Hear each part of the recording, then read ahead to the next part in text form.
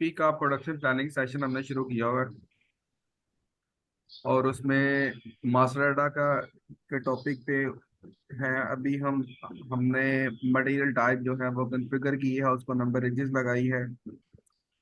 आज हम हम्म। Material open करेंगे कि मटेरियल किस तरह ओपन होता है, मटेरियल मास्टर क्या चीज़ है, मटेरियल मास्टर क्यों जरूरी है। ये हमारा आज का टॉपिक है, ठीक है।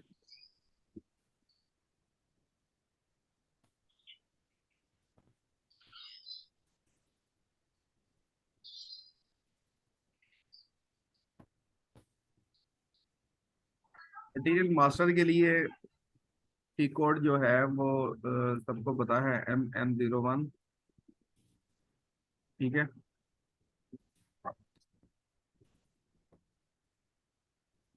हमने तीन तरह की मटेरियल टाइप जो है वो क्रिएट की थी: finish material, semi finish material और रॉ मटेरियल्स।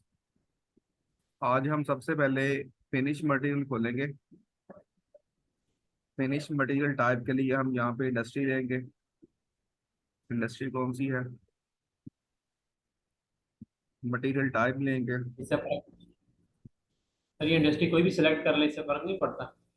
इंडस्ट्री होती है कंपनी स्पेसिफिक, आपकी जो जिस कंपनी की जो इंडस्ट्री है वो ही चलती है। तो यहाँ पे तो ज़रा खुली हुई है, तो इसलिए कोई भी सिलेक्ट कर लेते हैं। इंडस्ट्री स्पेसिफिक जिस भी इंडस्ट्री के लिए आप काम कर रहे हैं, स्टील इंडस्ट्री है, मैन्युफैक्चरिंग है, टेक्सटाइल है, बेवरेजेस है, तो जिस इंडस्ट्री के लिए आप ये प्रोसेस करने जा रहे होते हैं, बेसिकली आपने वो इंडस्ट्री सेलेक्ट करनी होती है, ठीक है। रिपोर्टिंग पर्पस के लिए बेसिकली यूज होती है।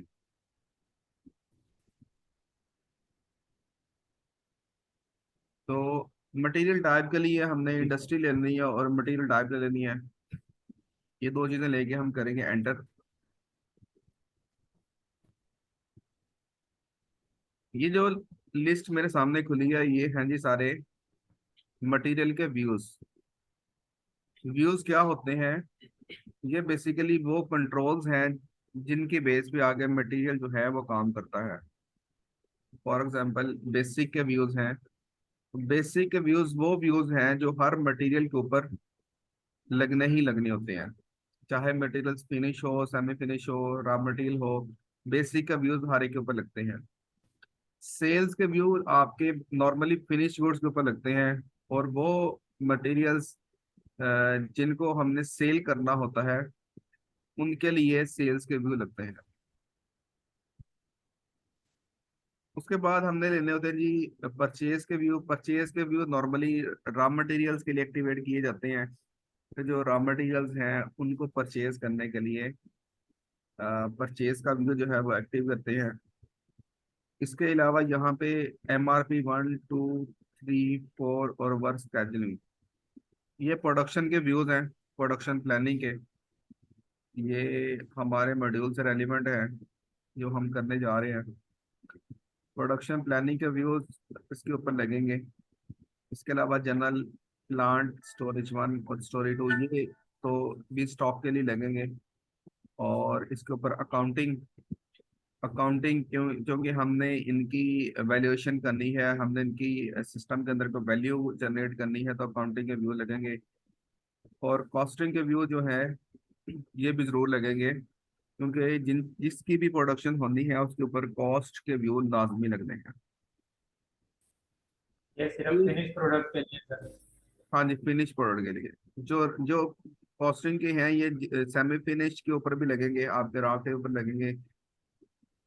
सेल्स के भी अभी मैं नहीं ले रहा, क्योंकि हमने सेल्स ऑर्गेनाइजेशन अभी कोई नहीं क्रिएट की इस तरह की चीज, इसलिए हम सेल्स को अभी नहीं ले रहा मैं।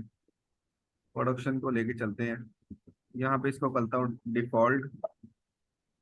डिफॉल्ट कर लेंगे तो जब भी आप इसको कैंसिल करके दोबारा यहाँ पे आएंगे तो ये व्यूज ऑटोमेटिकली सिलेक्ट हो जाएंगे डिफॉल्ट के अंदर, बार बार हमें सिलेक्शन नहीं करनी पड़ेगी। व्यूज की सिलेक्शन के बाद हम करेंगे इसको एंटर। एंटर करने के बाद सबसे पहले सिस्टम पूछा जी इनका प्लांट बताएं, कौन से प्लांट के ऊपर खोलना है। मैं कहता हूँ जी SA01 के ऊपर खोलना है। और स्टोरेज लोकेशंस, स्टोरेज लोकेशन कौन सी लेनी है, SA01 के ऊपर मैं देख लेता हूँ कौन सी स्टोरेज लोकेशन खुली हुई है।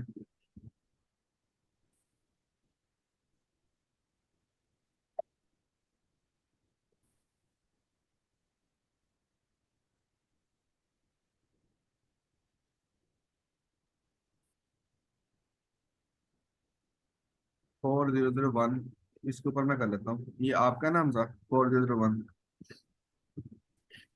कर ले सर, मुराद का है। इसको एंटर करते हैं यहाँ पे। मटेरियल के बेसिक वन के अंदर जो सबसे पहली स्क्रीन है, ये आपको नंबर बता रही है कि कौन सा नंबर जनरेट होने जा रहा है। ऊपर क्रिएट मटेरियल टाइप आ गई, finish product car new. Finish product का जो हमने नाम रखा हुआ है उसका नाम आ जाएगा। स्टोरेज तो दी नहीं सर हमने इसको। क्या चीज? स्टोरेज नहीं दी हमने, सिर्फ प्लांट दिया। स्टोरेज भी दे देते हैं, कोई मसला नहीं, आगे दे देते हैं। यहाँ पे ये जो फील्ड है, यहाँ पे हमने मटेरियल का नाम रखना होता है कि जो प्रोडक्ट हम खोलने जा रहे हैं, फिनिश प्रोडक्ट, इसका नाम क्या होगा। तो फिनिश प्रोडक्ट जो है, ये हम कर लेते हैं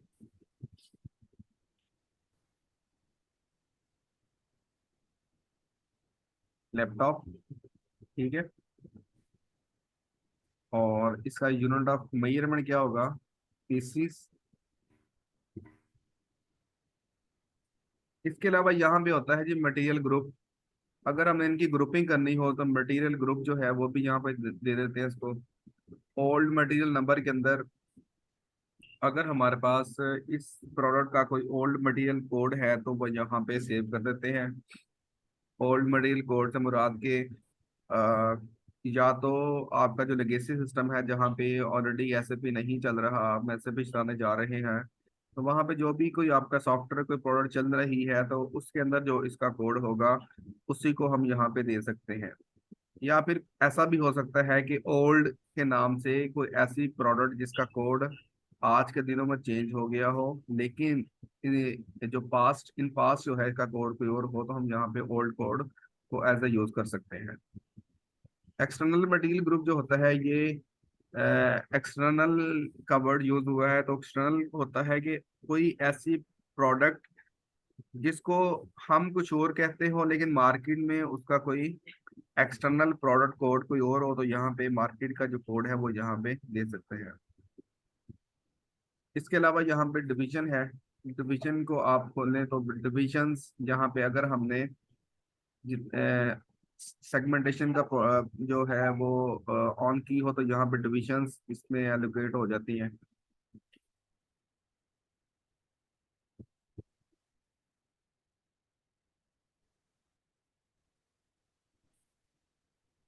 डिवीजन क्या है सर? जी। डिवीजन का क्या मकसद है सर? डिविजन्स, डिवीजन से है कि एक चीज को डिवाइड करना मल्टीपल प्रोडक्ट मल्टीपल डिविजन्स के अंदर। ये डिविजन्स जो होती हैं बेसिकली सेगमेंटेशन जो सिस्टम के अंदर होती है ना, उनको ले की होती हैं, उसकी बेस पे इसको डिविजन्स के अंदर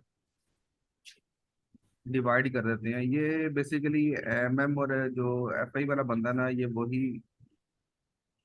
इनको यूज करते हैं। इसके बाद इसका आ जाता है जी यहाँ पे अगर इसका कोई लैब ऑफिस है तो वो दे दें, प्रोडक्ट एलोकेशन कोई है तो ये एक्स्ट्रा फील्ड्स जो हैं हम यहाँ पे यूज कर सकते हैं। एक्स प्लांट स्टेटस है।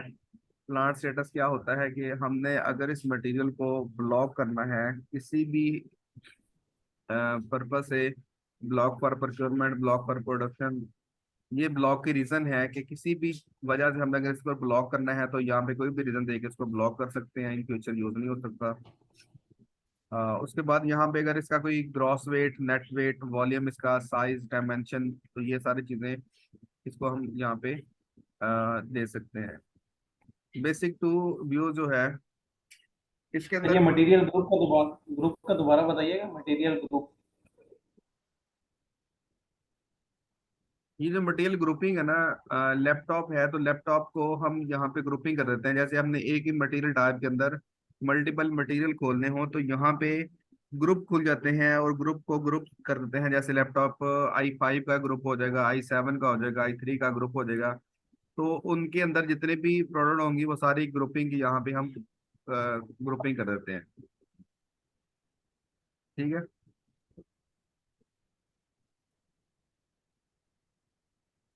ये ग्रुप जो है ये भी खुलते हैं, ग्रुप हम नहीं खोले। उसके आगे चलते हैं जी बेसिक टू।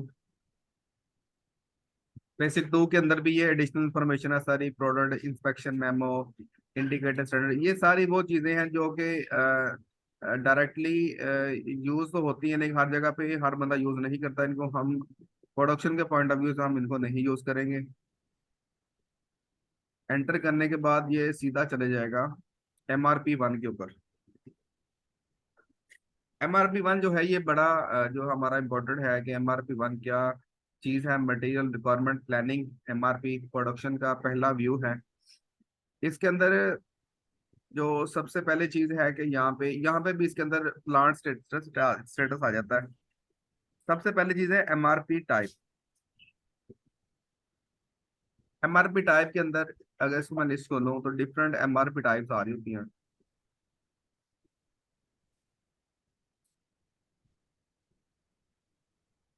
ये डिफरेंट किस्म की MRP टाइप्स हैं यहाँ पे, ठीक है।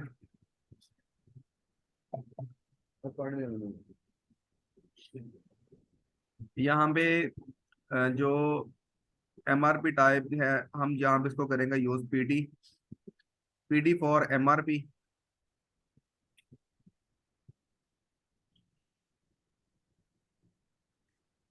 इसके अलावा ये यहाँ पे टाइप यहाँ MRP पे की सारी टाइप्स हैं। क्या चीज, ये इतनी सारी टाइप्स है सर, इसका क्या मतलब है? ये ये बांट जो रहे हैं तो MRP का टॉपिक जब आएगा तो उसमें आपको मैं सारी क्लियर बता दूंगा सारी।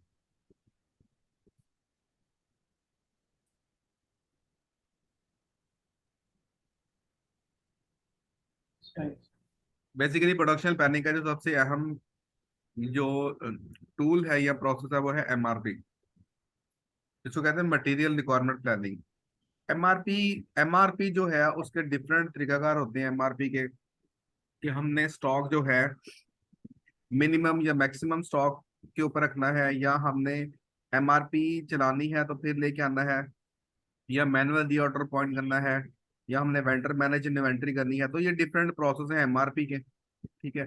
लेकिन अभी मैं आपको पीडी के ऊपर चला रहा हूँ क्योंकि हर जगह पे PD ही चलता है, और बाकी जो प्रोसेस है वो आपको इन डिटेल बता दूंगा कि वो उनकी जरूरत क्या है और कैसे वो चलते हैं। अभी हम PD के ऊपर करेंगे। उसके ऊपर उसके बाद यहाँ पे है जी MRP कंट्रोलर। MRP कंट्रोलर हमने खोला था, अगर आपको याद हो। जी सर। ये कह रहा है जी इस प्लान के ऊपर कोई MRP कंट्रोलर नहीं खुला, किसी और के ऊपर खुला होगा।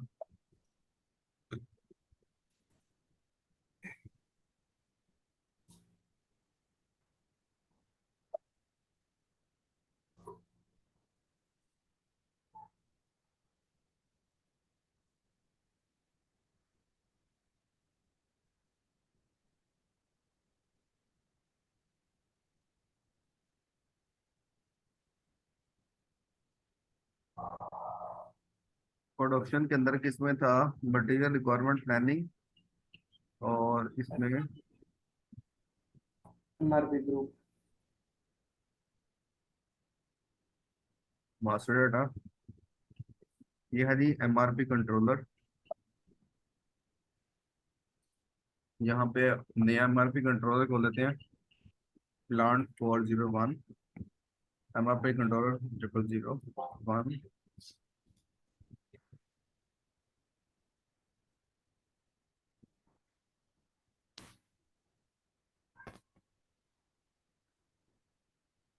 ये इसलिए MRP कंट्रोलर पहले ही खोल दिया था कि जब हम मटेरियल खोलेंगे तो उसमें दोबारा से ना करना पड़े।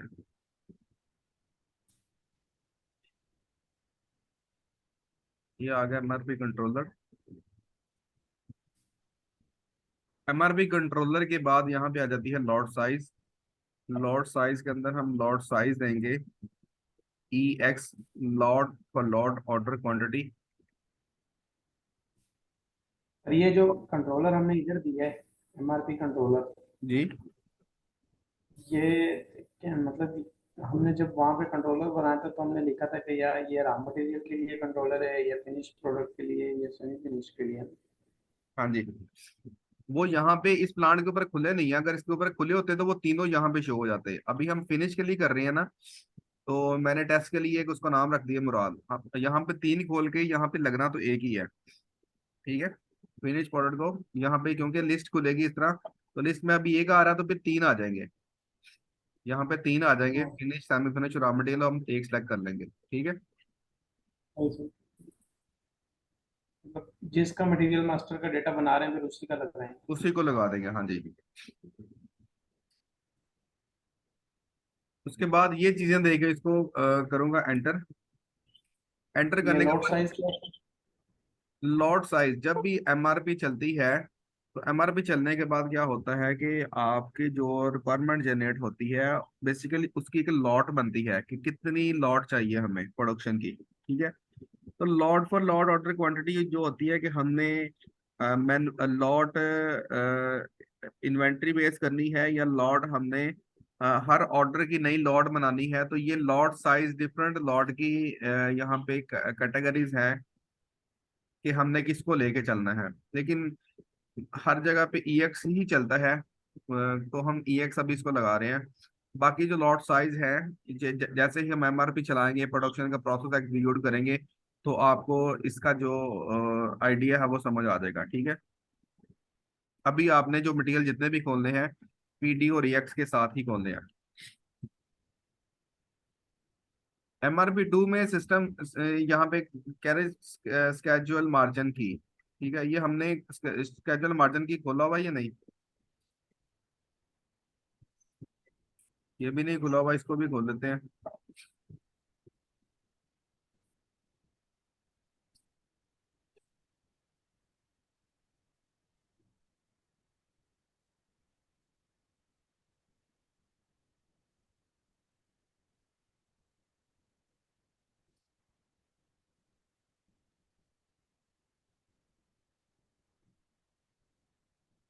स्केजुअल मार्जिन की के अंदर दो कीज यूज होती हैं। पहली कीज होती है, उसमें फ्लोटिंग टाइम होता है, दूसरी के अंदर फ्लोटिंग टाइम नहीं होता। ये मैं आपको बता देता हूँ ये क्या होता है फ्लोटिंग टाइम। हमने यहाँ पे देना है प्लांट, प्लांट 401 के ऊपर काम कर रहे हैं हम, और यहाँ पे 4001 ये करते हैं 00 और 001।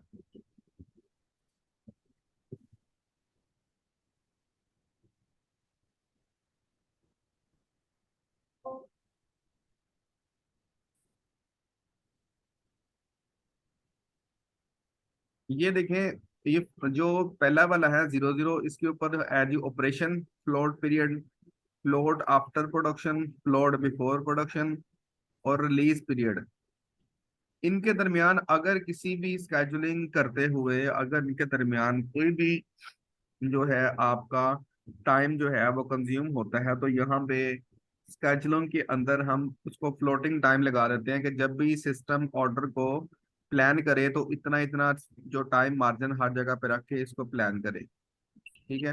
एक 00 के साथ बना ली, एक उसको हमने मिनट के साथ बना ली, सेव किया ये इसको। 10 क्या है सर? 10 मिनट है सर? मिनट है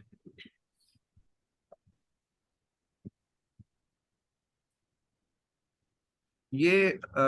हम जो है 00 के ऊपर चलाते हैं,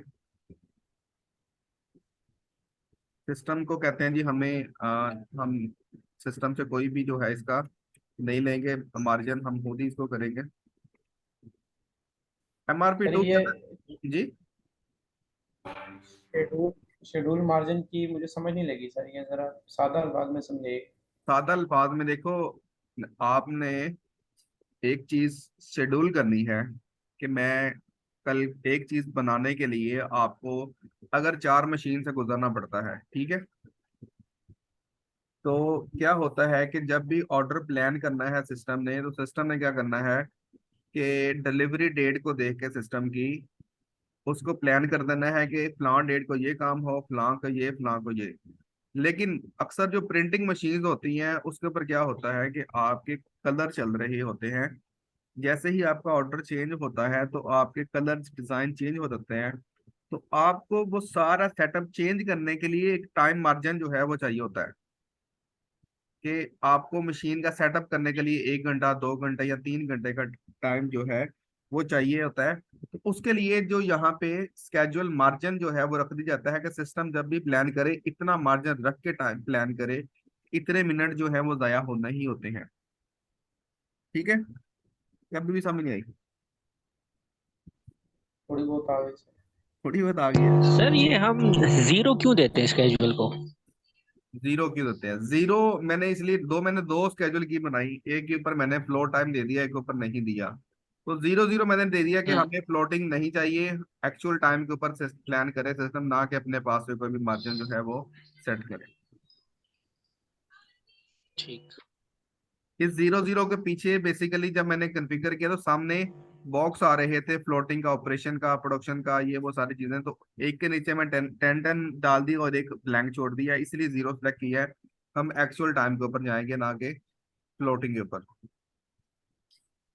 उसके बाद ये सबसे पहले जो हमें करना चाहिए था, प्रोक्योरमेंट टाइप। ओके।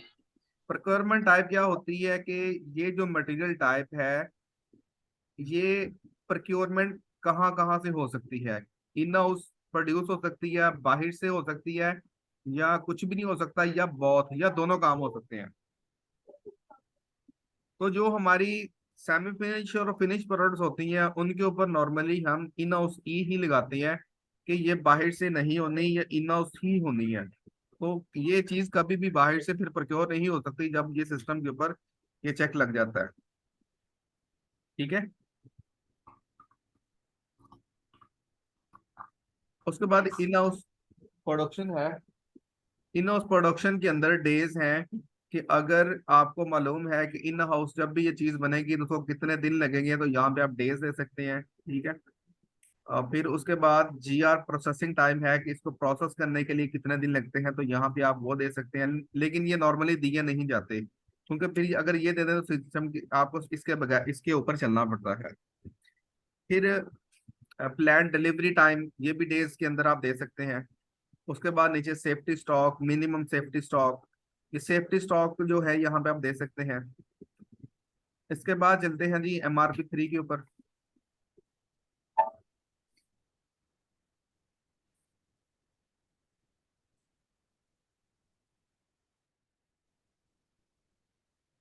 MRP 3 के अंदर अगर आप देखें तो यहाँ पे स्ट्रेटेजी है, स्ट्रेटेजी ग्रुप। स्ट्रेटेजी ग्रुप के अंदर हमने यहाँ पे स्ट्रेटेजी बतानी होती है कि हमने इसकी प्रोडक्शन कौन सी करनी है, मेक टू स्टॉक करनी है, या प्रोडक्शन बाय लॉट करनी है, या मेक टू ऑर्डर करनी है। तो अभी हमने डिस्क्रीट का प्रोसेस जो है वो शुरू किया हुआ है, तो उसके लिए हम मेक टू ऑर्डर ही करेंगे। 20 है उसकी स्ट्रेटेजी की, मेक टू ऑर्डर प्रोडक्शन। और उसके बाद में कंजप्शन मोड, फॉरवर्ड कंजप्शन, ये अभी इसके नीचे है अवेलेबिलिटी चेक। अवेलेबिलिटी चेक भी दो तरह की होती है कि आप सिस्टम जब भी प्लानिंग करें तो स्टॉक की अवेलेबिलिटी पहले चेक करे कि या ना करे। तो अवेलेबिलिटी चेक यहाँ पे अभी तक हमने नहीं क्रिएट की है इस प्लांट के ऊपर, कोई भी मुझे लगता है। ये नॉर्मली दो ही यूज होते हैं, डेली रिक्वायरमेंट है या फिर इंडिविजुअल रिक्वायरमेंट है, या फिर नो चेक है। तो ये नॉर्मली डेली डेली जो है के ऊपर लगता है कि हमने डेली जो है अवेलेबिलिटी जो उसकी चेक करनी है। ये चीज हम इसको दे के यहाँ पे MRP 4 के ऊपर आएंगे। ये प्लानिंग वाला पोर्शन बाद में करना है सर? क्या चीज? प्लानिंग वाला पोर्शन बाद में कौन सी प्लानिंग?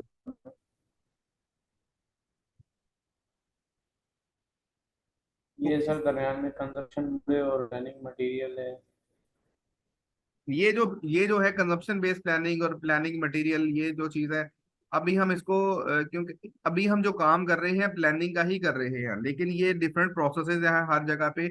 ये जो कंजप्शन मोड है या फॉरवर्ड कंजप्शन है, हर एक का मेथड डिफरेंट है। अभी हम जो मेक टू ऑर्डर में काम कर रहे हैं उनके लिए जो चीजें चाहिए मैं अभी सिर्फ वही बता रहा हूँ आपको।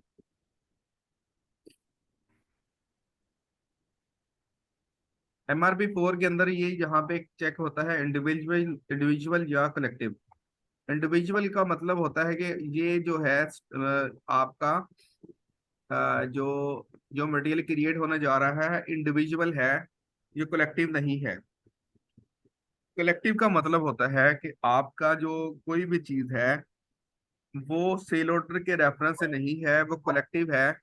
जैसे कि एक ही सेल ऑर्डर के ऊपर आपका जो रॉ मटेरियल लगना होता है वो कलेक्टिव आता है।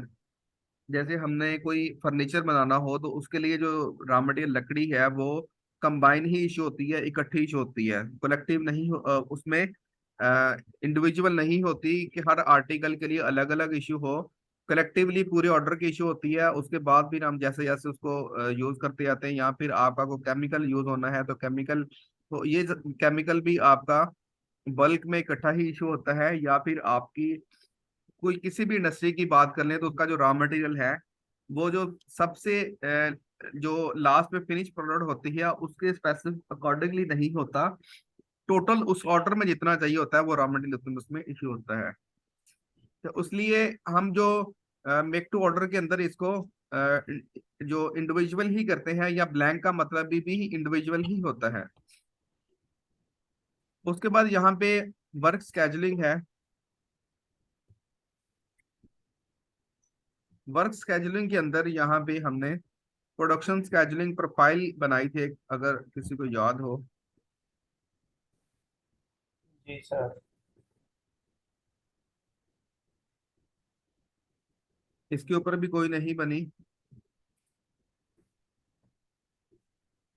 इसकी भी स्केजुलिंग प्रोफाइल एक जो है बना लेते हैं।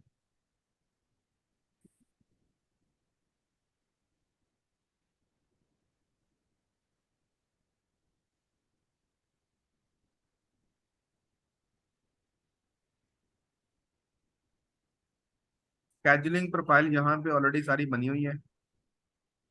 हम किसी एक को कॉपी करके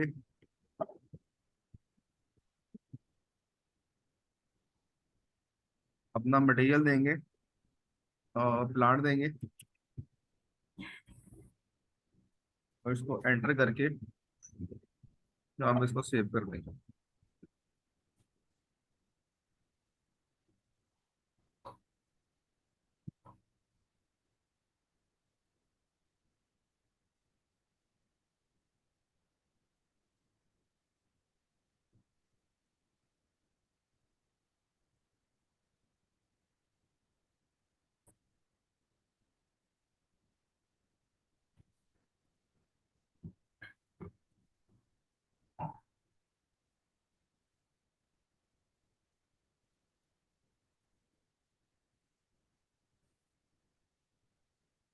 स्केजुलिंग प्रोफाइल देने के बाद प्लान डेटा वन, इसके अंदर हम कुछ नहीं देंगे इसको। प्लान टू के अंदर भी इसको कुछ नहीं देंगे। अकाउंटिंग के अंदर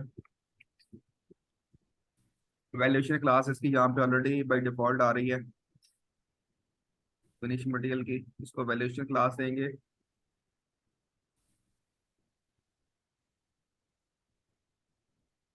और इसको करेंगे दी अकाउंटिंग टू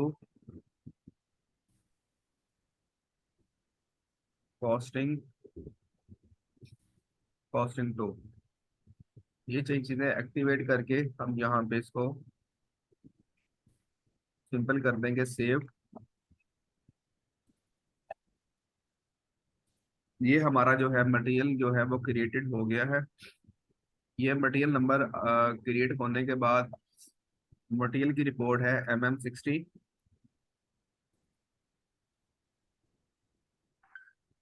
यहाँ पे हम मटेरियल को दे के एग्जीक्यूट करेंगे तो उस मटेरियल का नंबर, उसका प्लांट, उसकी डिस्क्रिप्शन, उसकी जो मटेरियल टाइप थी, यूनिट ऑफ मेजरमेंट, जो प्रोडक्शन की टाइप, MRP की टाइप हमने रखी है, उसकी वैल्यूएशन क्लास, उसकी स्टैंडर्ड प्राइस, उसकी प्राइस, और उसका जो यूजर है किसने क्रिएट की है, ये सारी चीजें यहाँ पे आ जाएंगी। मटेरियल नंबर से किस तरह देंगे सर, वो तो याद नहीं होगा हमें। मटेरियल नंबर याद नहीं है तो यहाँ पे इसको बंद कर दो। यहाँ पे दे दो प्लांट।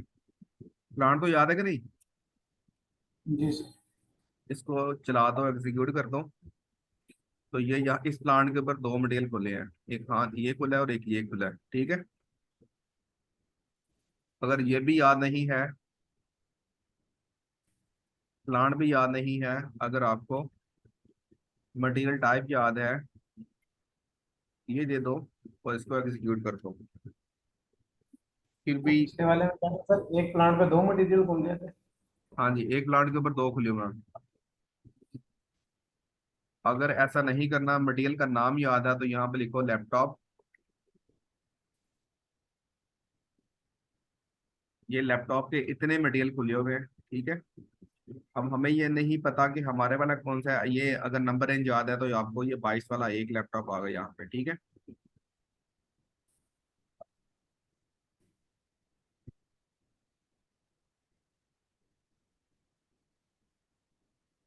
ये मटेरियल खुल गया। अब इसमें दूसरा तरीकाकार क्या होता है, एक तो हमने मटेरियल खोल लिया हर चीज दे के। दूसरा होता है कि मटेरियल टू मटेरियल कॉपी करना, MM01। तो यहाँ पे हमने देना है copy from material. Copy from में वो मटेरियल देंगे जिस मटेरियल से हमने कॉपी करना है। मटेरियल देके इसको मटेरियल टाइप, ये 2 चीजें लाजमी देनी है। इसको एंटर करना है हमने। एंटर करने के बाद व्यूज बाय डिफॉल्ट है, फिर एंटर कर देंगे। और प्लांट जो है इसको भी आप बाय डिफॉल्ट कर दें। सर ये हम क्या कर रहे हैं अभी? मटेरियल से मटेरियल कॉपी कर रहे हैं, नया नया मटेरियल एक दोबारा खोल रहा हूँ, लेकिन कॉपी फ्रॉम मटेरियल करके। पुराने वाले जो नंबर आए हैं उसी तो से। दोबारा देखो, MM01 है, ठीक है। MM01 को तो पता है ना। सर यहाँ पे क्या करना है कि कॉपी फ्रॉम मटेरियल, ये वो मटेरियल दे दिया जो अभी हमने खोला है, ठीक है। इसको एंटर किया, व्यू सेलेक्ट किए, फिर एंटर किया, प्लान ले लिया।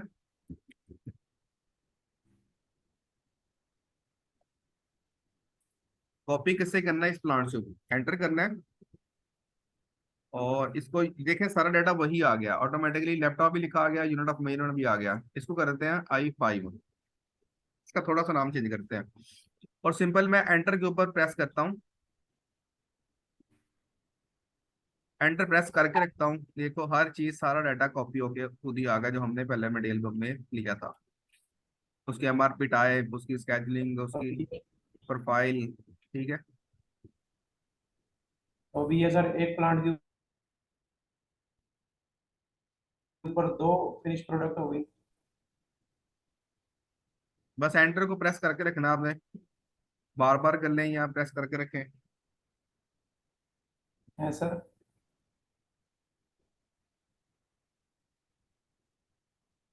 सर ये एक प्लांट के ऊपर 2 प्रोडक्ट जनरेट हो गई हैं अभी। हाँ जी, एक प्लांट के ऊपर मल्टीपल होंगी ना, ये एक थोड़ी रहनी है।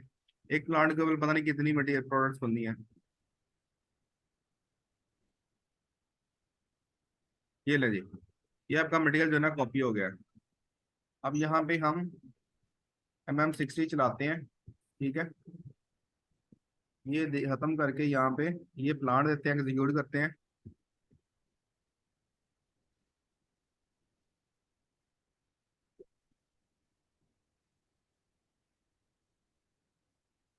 ये 2 आ गए, लैपटॉप लैपटॉप और I5, 2 मटेरियल आपके यहाँ पे आ गए, ठीक है। Finish product. बाकी इसका डाटा सारा सेम है।